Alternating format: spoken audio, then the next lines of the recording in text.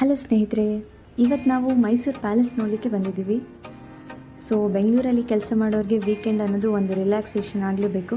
ಹಾಗಾಗಿ ನಾವು ಈ ವೀಕೆಂಡ್ನ ಮೈಸೂರಲ್ಲಿ ಸ್ಪೆಂಡ್ ಮಾಡೋಣ ಅಂತ ಬಂದಿದ್ದೀವಿ.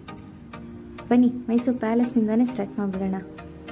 ನೀವು ಇಲ್ಲೇ ನೋಡ್ತಿದ್ದೀರಲ್ಲ, ಇದೇ ಎಂಟ್ರೆನ್ಸು. ಇಲ್ಲೇ ನಿಮಗೆ ಟಿಕೆಟ್ ಸಿಗುತ್ತೆ. ಸೊ ಟಿಕೆಟ್ಸ್ ತೊಗೊಂಡು ಸ್ಲಿಪ್ಪರ್ ಸ್ಟ್ಯಾಂಡ್ ಕೂಡ ಇಲ್ಲೇ ಇರುತ್ತೆ. ಒಳಗೆ ಸ್ಲಿಪ್ಪರ್ಸ್ ಅಲೋ ಇಲ್ಲದ ಕಾರಣ ನೀವು ಸ್ಲಿಪ್ಪರ್ಸ್ನ ಇಲ್ಲೇ ಬಿಟ್ಟು ಹೋಗಬೇಕಾಗುತ್ತೆ. ಸೊ ಇದೇ ಎಂಟ್ರೆನ್ಸು.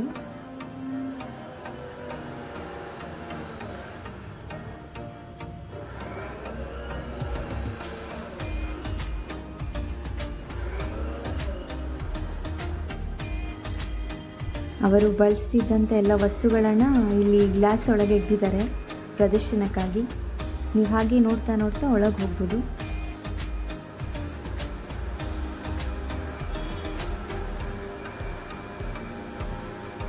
ಟೂರಿಸ್ಟ್ ನೋಡಿ ಎಲ್ಲ ಕಡೆನೂ ಇರ್ತಾರೆ ನಿಮಗೆ. ಕರ್ನಾಟಕದಲ್ಲೇ ತುಂಬ ಪ್ಲೇಸಸ್ ಇದೆ ಸ್ನೇಹಿತರೆ. ಫಸ್ಟ್ ನಾವು ಅದನ್ನು ಕವರ್ ಮಾಡಬೇಕು, ಆಮೇಲೆ ಔಟ್ ಆಫ್ ಇಂಡಿಯಾನ ಪ್ಲ್ಯಾನ್ ಮಾಡಬೇಕು. ಹಾಗಾಗಿ ವಿತಿನ್ ಕರ್ನಾಟಕ ಏನೇನಾಗುತ್ತೋ ನೋಡೋಣ ಅಂತ ನಾವು ಅಂದ್ಕೊಂಡಿದ್ದೀವಿ.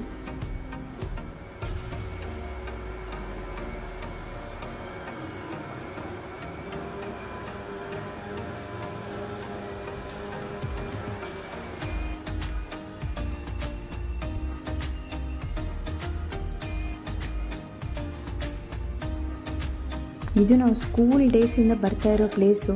ಎಷ್ಟು ಸತಿ ಬಂದರೂ ಬೇಜಾರಾಗಲ್ಲ, ಅಷ್ಟೇ ಖುಷಿಯಿಂದ ನೋಡೋಕ್ಕೆ ಇಂಟ್ರೆಸ್ಟ್ ಬರುತ್ತೆ.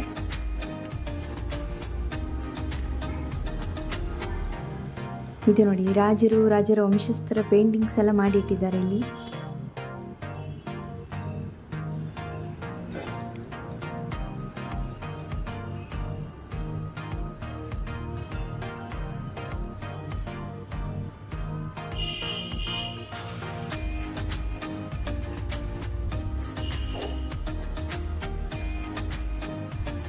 ನೋಡಿ, ಅವಾಗ ಫೋಟೋಗ್ರಫಿ ಏನು ಇರಲಿಲ್ಲ, ಆದರೂ ಚೆನ್ನಾಗಿ ಆ ಚಿತ್ರಕಾರರು ಚೆನ್ನಾಗಿ ಬಿಡಿಸಿದ್ದಾರೆ ಅಂತ ನೋಡ್ಬೋದು ನಾವಿಲ್ಲಿ.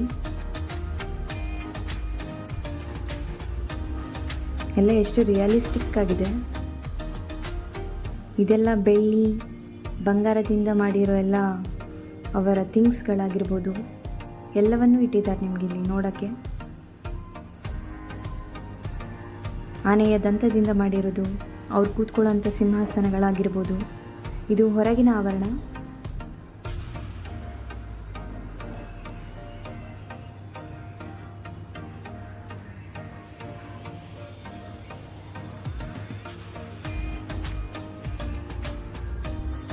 ಇದು ಮೈಸೂರು ದಸರಾ ಅದೆಲ್ಲ ಆದಾಗ, ಏನೇ ಕಾರ್ಯಕ್ರಮಗಳಾದಾಗ ಇಲ್ಲಿ ಸಾವಿರಾರು ಜನ ಕೂತ್ಕೊಂಡು ವೀಕ್ಷಣೆ ಮಾಡೋಷ್ಟು ಅವರು ಆವಾಗಲೇ ಪ್ಲ್ಯಾನ್ ಮಾಡಿ ಕಟ್ಸಿದ್ದಾರೆ ನೋಡಿ.